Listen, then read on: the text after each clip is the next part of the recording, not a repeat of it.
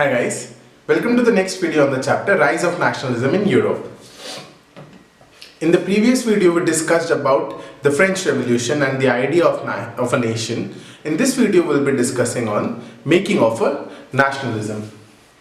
Now, when we talk about Europe, so in 1800s, Europe was not what it is today. So the kingdoms like Italy, Spain, Germany, France, they were divided. So you will see that they were divided not just on the basis of political, but on the basis of ethnicity, on the basis of culture, on the basis of language. So if you look at Germany as such, you will see that Germany was divided into around 30-35 small different regions which were autonomous. So they had autonomous territories and they had rulers which reported to one king. So there was one king and then there were different monarchs under them who had autonomous regions. So because of this, there were different laws in different autonomous regions.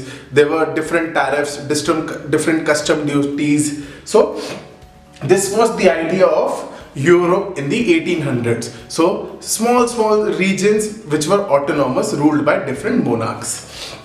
So you will see that in Germany you have different kingdoms. In Eastern and Central Europe also we had autocratic monarchies, and there were diverse people that lived there. So there was no common identity or culture in them. So even different regions like Kingdom of Hungary, Croatia had a different type of a kingdom, different type of a culture. Then Moldavia had a different type of culture. So these places had different cultures associated with them.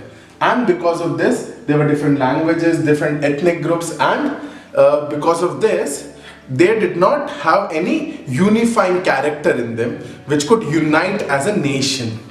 So this was inhibiting the progress of nationalism there in different parts of the Europe. Then what was the only uniting factor was that they had a common allegiance to the empire, the huge empire that was there at that time in France. Now, then there was an emergence of the idea of nationalism. What led to it actually was quite interesting. To understand that, first let us imagine the situation that was there in the 1800s in Europe. So at that time, Europe had a common way of life only for the aristocracy. So only the aristocracy, the rich, the huge empires of businessmen that were there, only they had a common unity of life. So they were having very lavish lifestyle, and what was important that they owned estates all over the countries, they owned estates all over different regions, and they were connected by ties of marriage. So the aristocracy were getting married only among the rich, among themselves. So this created a unifying factor in the aristocracy, but there was no such unifying character in the different majority of the population. So because of this, they were dominated by the aristocracy, politically as well as economically. So this was the situation in the 1800s. But in that exact time, there was the concept of industrialization that had come up. So industrial revolution was also going on, and because of this, different industries were coming up, and because of this, a new class of citizens were created, of the middle class. So this middle class was created because of the drive of industrialization, and this led to a situation where this middle class was not dependent on aristocracy for their existence. They were dependent on the market, which was expanding. So it was this middle class, these small businessmen, middle businessmen, so they were getting created. So this middle class was educated, they had liberal ideas because they were reading a lot of material. So because of this, a middle class that is ready to explore the freedom that is there in the books, they want to experience it. So this created an idea of national unity, because now there was a concept started by the French Revolution where the aristocratic privileges were being removed. So now that the aristocratic privileges were removed, the concept of equality before law being introduced, and people hearing about what are the different positives of the abolition of aristocratic privileges. So this led to a situation where the middle class was banging on the doors for their rights.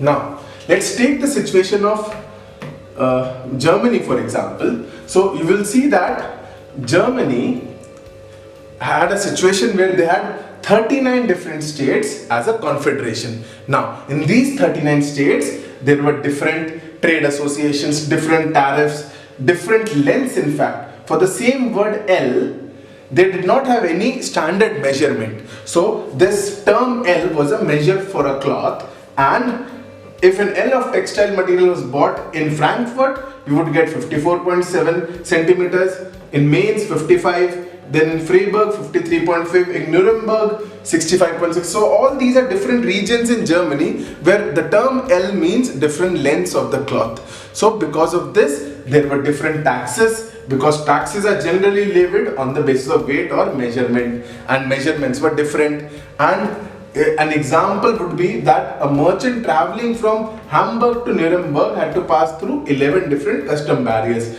and has to pay custom duties at all these states. So this was creating a barrier to trade.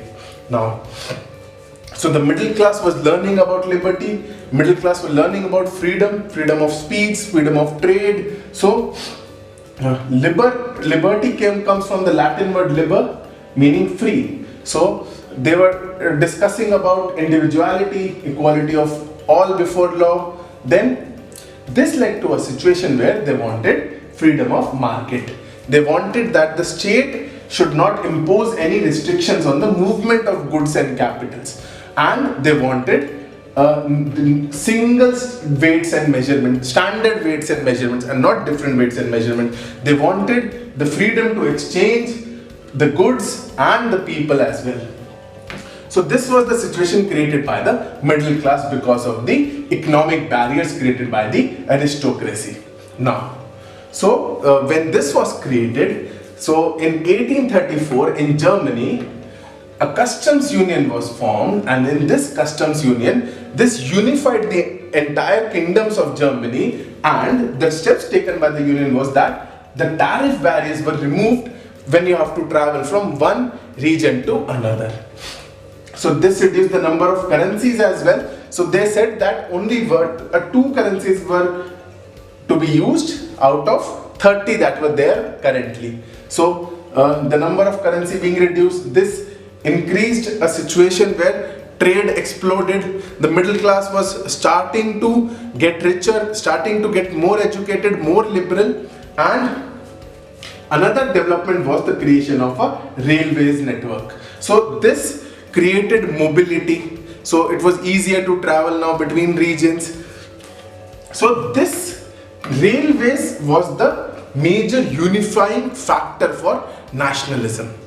Different regions were unified. So this was a situation in Germany, but it is just an example of how the middle class actually came up and created a driving force for nationalism in Europe. So this was about the key drivers for making of nationalism. In the next video, we'll be discussing the post-Napoleon era. Thank you so much.